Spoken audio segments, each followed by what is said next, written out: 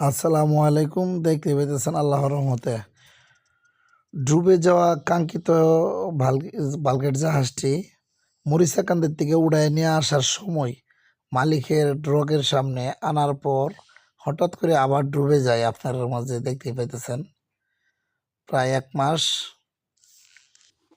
এক মাসের মতন কাজ করে মরিচাকান্দিটা ডেজার থেকে লোড লওয়ার সময় লোড নিয়ে আসার সময় মাঝখান্দা ভাঙ্গা ডুবে যায়। এটার আগের ভিডিও আপনারা দেখছেন।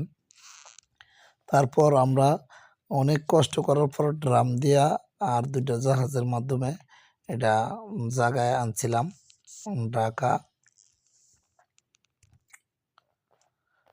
ঢাকা ডগের সামনে।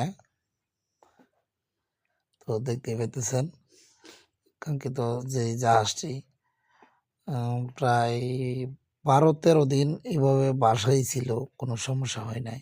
তো ঢাকা আনার পর একটাই সমস্যা, এখান দিয়া বড় বড় লঞ্চ চলে।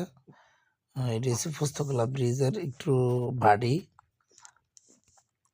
তো এখান দিয়ে বড় বড় লঞ্চ যাতায়াত করে, আর আমরা ড্রাম দিয়ে বাসায় আনার কারণে ড্রামে লোড কুলাইতে পারে নাই।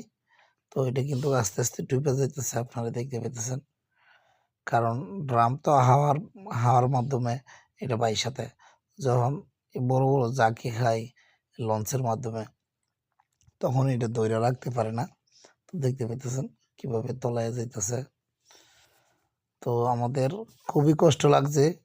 1 মাস কাজ করার পর যদি আবার জাহাজটা ডুবা পানির নিচে তলায় যায়, এটার মতন কষ্ট আর কোনো কিছুই নাই। আমাদের হাত পাওটা একদম লুলা হয়ে গেছে, আপনারা দেখতে পেতেছেন। ভিডিওটি ভালো লাগলে অবশ্যই লাইক দিয়া আমাদের পাশে থাকবেন, আর বেশি বেশি করে শেয়ার করবেন আর কমেন্ট করবেন। তো একটা কাজ করার পর আবার যদি কোনো